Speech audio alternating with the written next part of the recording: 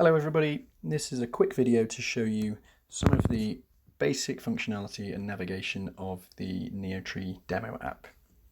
So when you have installed and logged in, you should find yourself on the landing page using the credentials that we've already supplied you, and this lists all of the forms that have been created using the editor and which are now available to enter data in and use to admit or discharge a baby.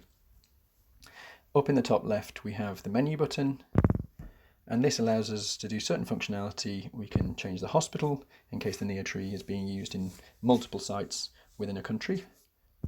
So we can change the country and we can change the hospital. We can change the configuration of the forms that we're using. So these configurations are set in the editor, and they're set based on how a user wants to limit or change the functionality of the form. So in this case we can change the units of blood sugar. We can say if stethoscopes are unavailable, we can turn those off. Similarly with blood sugar monitoring, and these can all be set in the editor. You can set whatever configurations you want to in response to what resources or skills are perhaps available in the hospital setting. In history, this is where any completed forms or uncompleted forms are stored, and this is where we can delete forms or we can export them.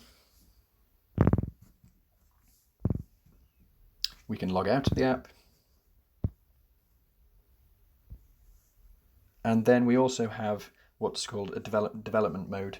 Now, we won't visit this in this video. This is something that we'll come to in the editor video, but this puts the app into a development mode, which means that you can see changes being made in the editor, and you can trial those in the app without that affecting the live version of the app. So if we're making edits in the editor, it means that the live app is protected, so people perhaps using it in a hospital setting aren't affected by any changes being made in the editor.